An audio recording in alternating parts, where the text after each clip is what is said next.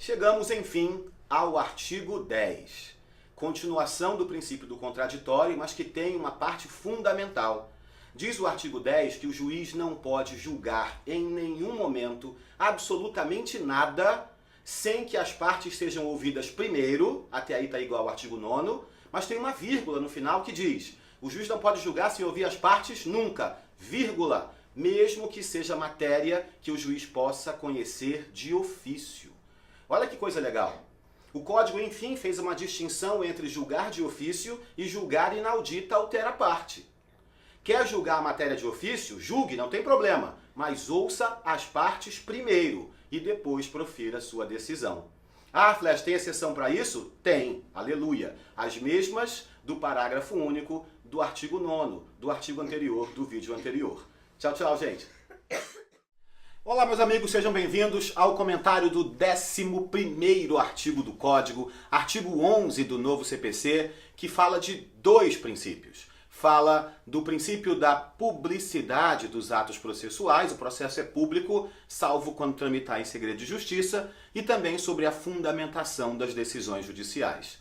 O artigo 93, inciso 9 da Constituição da República, lá de 88, já falava sobre a necessidade de fundamentar decisões judiciais, mas não dizia como se fundamentar uma decisão judicial.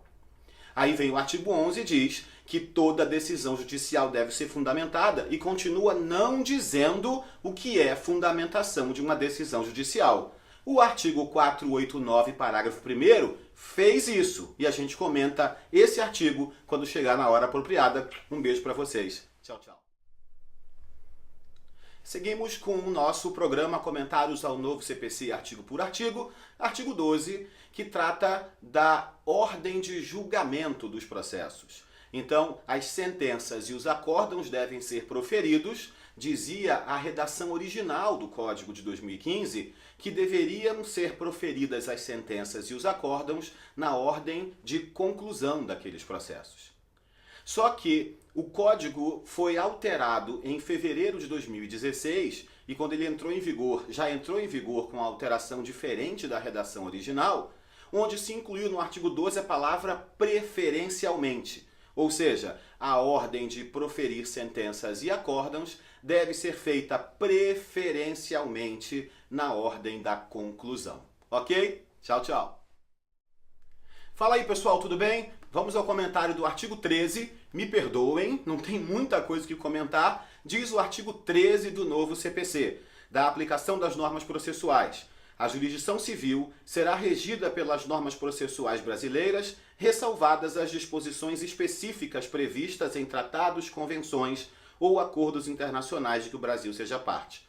Esse artigo não diz muito, não há muito o que comentar fora da própria redação. O que eu tenho de mais importante nesse artigo 13 é que ele inaugura o capítulo da aplicação das normas. E aí os artigos seguintes, 14, 15 e assim por diante, esses sim terão bastante coisa para falar. Então, perdoem pela falta de assunto, no artigo 14 a gente faz algo muito melhor. Tchau, tchau. Artigo 14 do CPC, esse é muito importante e fala de direito intertemporal. Ele traz a chamada regra do isolamento dos atos processuais. E a tradução do que está no artigo 14 é a seguinte: se um processo está em andamento quando o CPC entrou em vigor, esse código novo se aplica aos processos em curso, salvo para a fase que já está iniciada. Então, se o prazo da apelação começou pelo código antigo, a apelação inteira observará o código antigo. Quando o acórdão da apelação for proferido, o recurso seguinte, de embargo de declaração, recurso especial ou recurso extraordinário, essa fase seguinte já foi iniciada na vigência do Código Novo, então, pelo Código Novo, será regido esse artigo seguinte. Tchau, tchau. Olá, pessoal, tudo bem? Sejam bem-vindos ao comentário do artigo 15, o último artigo que fala do capítulo da aplicação das normas. E nesse artigo 15, a grande informação, o grande detalhe é que as normas processuais civis serão aplicadas subsidiariamente aos processos eleitorais, trabalhistas e administrativos. Então vejam, por exemplo, o procedimento do incidente de desconsideração da personalidade jurídica. Esse é um incidente que só tem previsão no CPC de 2015. E, portanto, a Justiça do Trabalho vem aceitando a utilização desse incidente de desconsideração da personalidade jurídica lá no TRT, na Justiça do Trabalho, utilizando subsidiariamente essas regras do CPC. Ok? Até o próximo vídeo. Tchau, tchau. Fala aí, pessoal, tudo bem? Hoje a gente vai comentar o artigo 16 do CPC, mas quem vai dizer o tema para vocês é o meu ajudante Paulo Gustavo. Fala aí, Paulo. O tema de hoje é jurisdição. Que beleza! Jurisdição, diz o artigo 16. A jurisdição é exercida por todos os juízes em todo o território nacional, ou seja, a característica da unidade da jurisdição. Mas fora isso, existem outras características da jurisdição que não estão previstas no Código, mas a doutrina fala muito bem, que é a inércia. A gente tem outras também como a definitividade, a substitutividade, a lide e a natureza declaratória. Todas são características da jurisdição. A gente falou nesse vídeo o artigo 16 e inauguramos o capítulo da jurisdição e teoria da ação. Até o próximo vídeo. Tchau, tchau, gente! Tchau.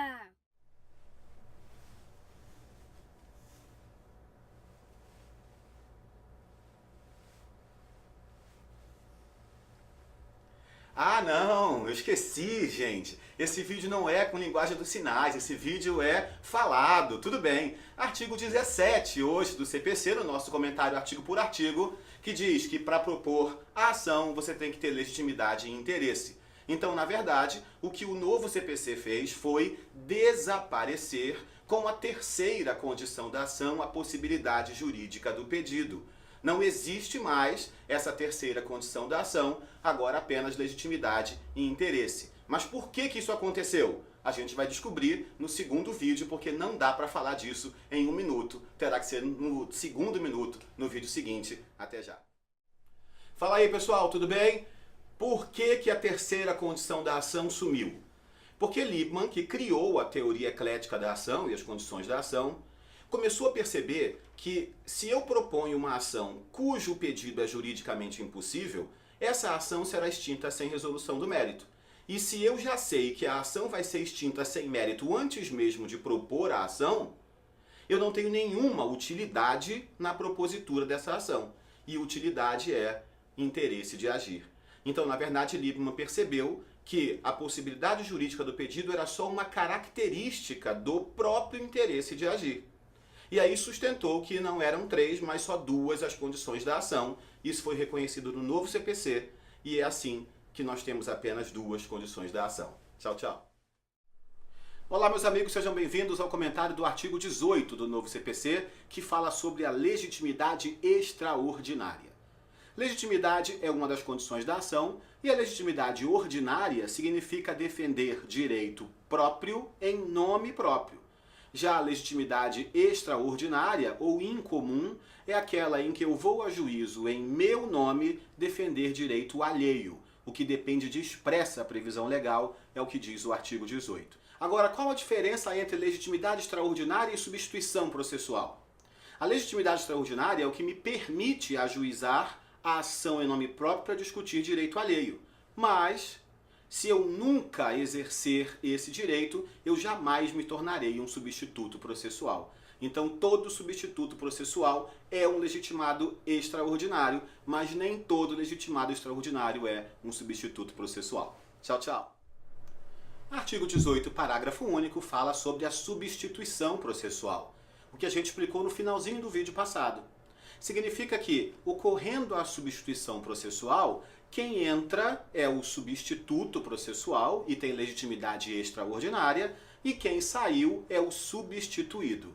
Esse substituído pode intervir no processo como assistente litisconsorcial, dando uma nítida e falsa impressão de que qualquer substituído pode ser assistente litisconsorcial. Isso não é verdade. É preciso cumprir os requisitos do artigo 119 do CPC, que falam sobre a assistência. Ok? Tchau, tchau. Artigo 19. Reparem como a gente vai seguindo uma ordem cronológica e lógica sobre os temas. Artigo 17, condições da ação. Artigo 18, legitimidade. Artigo 19, interesse de agir. O interesse de agir ou o interesse processual, segunda e última condição da ação, diz o artigo 19, pode limitar-se apenas à declaração da existência de um direito, mas também pode se limitar à declaração da existência de um fato, que é o que ocorre no inciso 2 do próprio artigo 19. Então, nesse artigo 19, nós temos o interesse de agir para ações meramente declaratórias. Ok? Até o próximo vídeo. Tchau, tchau. Artigo 20. E agora o bicho pega. Agora a gente tem que ter bastante atenção no que eu vou dizer, porque esse artigo 20 parece que está dizendo uma coisa e está dizendo outra muito mais profunda. Diz o artigo 20 o seguinte: é admissível a ação declaratória ainda que tenha ocorrido lesão ao direito. Isso dá a nítida sensação de que, mesmo que tenha ocorrido lesão ao direito, em vez de você propor uma ação constitutiva ou uma ação condenatória, você pode propor a ação declaratória. Tem impacto para isso, não tem? Tem. Não cabe um minuto. Eu explico no próximo vídeo. Até já. Continuando o artigo 20. O que quis dizer a lei com é cabível a ação declaratória mesmo que tenha ocorrido lesão ao direito? Se você sofre lesão ao direito e propõe a ação, você já propõe uma ação condenatória direto. O que o artigo 20 quer dizer é que, se você está na iminência de sofrer uma lesão e quer apenas que o juiz declare que você não é devedor, por exemplo, você ajuiza uma ação declaratória. E aí, no meio dessa ação, vem uma ação de cobrança daquele pretenso credor. Ou aquele pretenso credor colocou o seu nome no SPC. O artigo 20 diz que a ação declaratória continua sendo hábil a proteger os seus direitos se ocorreu lesão no meio da ação declaratória. Tchau, tchau. Fala aí, pessoal, tudo bem? Esse vídeo é um pouco diferente dos outros comentários aos outros artigos que nós já fizemos. Nesse vídeo eu faço uma introdução sobre o capítulo que está por vir. Do artigo 21 ao artigo 25, a gente fala sobre os limites da jurisdição brasileira. Quais são as causas que podem ser julgadas no Brasil ou fora do Brasil? Quais são as causas que só podem ser julgadas no Brasil? Quais são as causas que, existindo uma no Brasil e uma no exterior, gera ou não gera litispendência? A gente vê tudo isso, artigo por artigo, a partir do próximo vídeo. Tchau, tchau. Sejam bem-vindos ao comentário do artigo 21, que fala da competência da jurisdição brasileira, mas a competência concorrente, as causas que podem ser propostas no Brasil, mas também podem ser propostas no exterior. Artigo 21, com hipóteses que são basicamente autoexplicativas. Artigo 21. Compete à autoridade judiciária brasileira processar e julgar as ações em que, inciso 1, o réu, não importa qual seja a sua nacionalidade, tem domicílio no Brasil. Inciso 2, quando a obrigação deve ser cumprida no Brasil. E inciso 3, quando o fato tiver sua origem em território brasileiro. Nessas três hipóteses, a ação pode ser proposta tanto no Brasil quanto fora do Brasil. Até o próximo vídeo. Tchau, tchau. Artigo 22 também traz hipóteses de competência concorrente da jurisdição brasileira. Dá uma olhada. Artigo 22. Compete ainda à autoridade judiciária brasileira processar e julgar as ações. 1. De alimentos, desde que o credor tenha domicílio ou residência no Brasil. 2.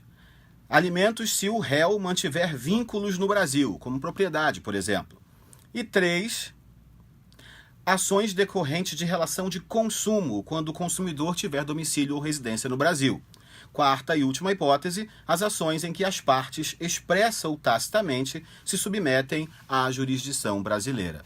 Percebam que essas hipóteses são autoexplicativas e o que deve ser lembrado é que todas elas podem ser processadas tanto no Brasil quanto no exterior. Tchau, tchau.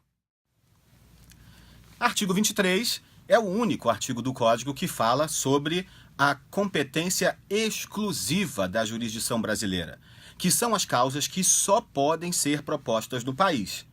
Basicamente, elas envolvem imóveis. Artigo 23, inciso 1. As ações que discutam imóveis situados no Brasil. 2. as ações hereditárias de juízo orfanológico, inventário, que também tenha imóvel, e 3, as ações de partilhas em que existam bens situados no Brasil. O grande detalhe não é entender os incisos.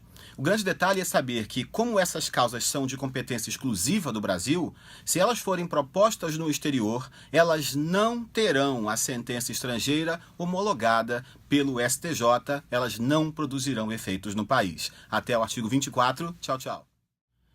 Fala aí, pessoal, sejam bem-vindos ao comentário do artigo 24 do nosso projeto Comentários ao Novo CPC, artigo por artigo. Ainda estamos falando dos limites da jurisdição brasileira e o artigo 24 fala sobre a existência de uma ação proposta no exterior e uma ação idêntica proposta no Brasil. Lembrando que para as ações serem idênticas eu preciso da tripla identidade, mesmas partes, causa de pedir e pedido. Diz o artigo 24 que a existência de uma ação no exterior não impede que a jurisdição brasileira julgue uma causa idêntica no país, salvo se houver restrição em algum tratado internacional. Até o próximo vídeo. Tchau, tchau. Artigo 25, o último artigo desse capítulo, fala o oposto do artigo 24. Não é possível propor uma causa no Brasil quando existir num contrato uma cláusula de eleição de foro exclusiva para a jurisdição de outro país, ou seja, exclui o exercício da jurisdição brasileira para aquele determinado processo. Ok? Encerramos esse capítulo. No próximo vídeo, a gente inicia o novo capítulo a partir do artigo 26. Tchau, tchau. Fala aí, pessoal, tudo bem? Sejam bem-vindos ao capítulo que fala sobre a cooperação internacional. Começa no artigo 26 e significa basicamente que estados estrangeiros que precisarem praticar atos processuais em processos uns dos outros poderão ter esses atos praticados com mais simplicidade, desde que se faça através de um tratado existente entre esses dois países. É indispensável que, mesmo havendo esses tratados, sejam respeitadas as normas fundamentais relativas ao processo, aquelas que estão lá do artigo 1º até o artigo 12 do CPC de 2015. O grande detalhe está no parágrafo 1º do artigo 26, que diz expressamente que, se não houver esse tratado, é possível ainda a cooperação internacional através da via diplomática. Beleza? Até o artigo 27. Tchau, tchau. Artigo 27 fala sobre os atos que podem ser praticados, os atos processuais que podem ser praticados através da cooperação internacional. Aí diz o artigo 27. A cooperação internacional compreenderá os seguintes atos. Inciso 1. Os atos de comunicação dos atos processuais, como citação, intimação, notificação. Inciso 2, fala sobre a colheita de prova, quais são as provas que podem ser produzidas através da cooperação internacional, basicamente aquelas que não sejam proibidas pela legislação brasileira. Inciso 3, a homologação e o cumprimento de sentença estrangeira. Inciso 4, as tutelas de urgência. Inciso 5, a assistência judiciária internacional. E inciso 6º, curiosamente diz assim, inciso 6º, todo e qualquer ato que não seja proibido pela legislação brasileira. Do artigo 28 ao artigo 34 do novo CPC, a gente vê o capítulo do chamado auxílio direto, que é uma novidade trazida pelo Código, que proporciona celeridade e, na minha opinião, um instituto muito bem-vindo. Auxílio direto significa o seguinte: toda vez que for preciso praticar um ato processual ou até mesmo extraprocessual no Brasil, requerido por uma autoridade do exterior, é possível que se valha do auxílio direto, desde que aquela decisão não precise passar por um juízo de mérito da autoridade judiciária brasileira. Então, a oitiva de uma testemunha em juízo, a oitiva de uma testemunha em sede policial, tudo isso, que são atos que não exigem um juízo de mérito da autoridade judiciária brasileira, podem ser objeto do auxílio direto. Artigo 29 fala sobre o procedimento do auxílio direto. A autoridade estrangeira que quer praticar um ato no Brasil ou a autoridade judiciária brasileira que quer praticar um ato no exterior, elas não se falam diretamente como o nome poderia parecer indicar. Não é isso, realmente não é isso. Na verdade, existe uma autoridade central em cada país, No Brasil, essa autoridade central é o Ministério da Justiça. E aí, o juiz brasileiro manda a solicitação para essa autoridade central brasileira, que manda para a autoridade central do país. E quando for no caminho inverso, o juiz estrangeiro pede à sua autoridade central, que por sua vez pede à autoridade central brasileira, e aí os atos são praticados. Então é um auxílio direto, mas não tão direto assim. Ok? Até o artigo 30. Tchau, tchau. Artigo 30 do CPC fala sobre os atos que podem ser praticados através do auxílio direto. E aí eu preciso agora de um auxílio direto do meu código, porque eu não decorei todos esses atos. Vamos lá, artigo 30. Além dos casos previstos em tratados de que o Brasil faça parte, o auxílio direto terá os seguintes objetos. E aí vem incisos 1, 2 e 3. Inciso 1. Obtenção e prestação de informações sobre o andamento jurídico e em processo judicial ou administrativo. Viram como são atos processuais ou extraprocessuais? 2.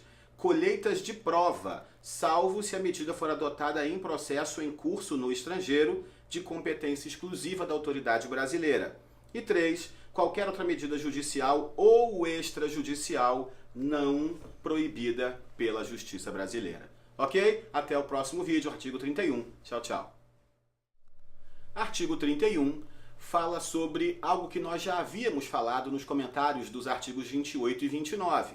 31. A autoridade central brasileira comunicar-se-á diretamente com as suas congêneres, ou seja, com as autoridades centrais de cada país, e, se necessário, com outros órgãos estrangeiros responsáveis pela tramitação e pela execução de pedidos de cooperação. Ou seja, nós já havíamos falado sobre isso antes, o auxílio direto é feito através das autoridades centrais de cada país. Alguém no Brasil pede à nossa autoridade central, que manda para a autoridade central do outro país, que manda para alguém cumprir. Ou alguém em outro país manda para a sua autoridade central, que manda para a nossa autoridade central, para alguém cumprir aqui. Os atos nós vimos nos artigos anteriores. Tchau, tchau. Artigo 32. Lembra que eu falei para vocês em vídeos anteriores, ainda sobre cooperação internacional, que o auxílio direto pode compreender atos processuais ou extraprocessuais? Olha o que diz o artigo 32. No caso de auxílio direto para a prática de atos que, segundo a lei brasileira, não necessitam da prestação jurisdicional, ou seja, a atuação do juiz, a autoridade central, Ministério da Justiça, adotará as providências necessárias para o seu cumprimento. Ou seja, a autoridade central, se for para cumprir uma diligência policial, por exemplo, a autoridade central comunica diretamente à Polícia Federal ou à Polícia Estadual e assim por diante, sem precisar passar pelo Poder Judiciário. Tchau, tchau. Artigo 33 traz um instituto que é super interessante. De um modo gentil, eu diria, muito maneiro, muito bom esse instituto. 33. Recebido o pedido de auxílio direto passivo. Sabe o que isso significa? Que a autoridade judiciária estrangeira pede que aqui no Brasil um órgão proponha uma ação para conseguir algo que é pedido pela autoridade judiciária do exterior. Legal isso, né? Olha a redação. Recebido o pedido de auxílio direto passivo, a autoridade central o encaminhará à Advocacia Geral da União, que requererá em juízo a medida solicitada. A AGU, portanto, tem legitimidade para esse auxílio direto passivo. Tchau, tchau. Artigo 34 fala sobre a competência para o auxílio direto passivo, que a gente viu no artigo 33. E aí diz o artigo 34 que a competência é da Justiça Federal. Ponto, acabou o artigo, nada mais pra gente falar, mas eu tenho um minuto aqui pra gente falar sobre isso. Então, uma propaganda, Manual do Advogado Cível. O meu livro saiu agora a segunda edição pela editora Juspodium. A primeira edição esgotou em 2 meses e saiu agora a segunda edição. Eu estou muito feliz com isso. Muito obrigado para todos que compraram. Espero que gostem da segunda edição, que está aumentada. Beijo, tchau, tchau.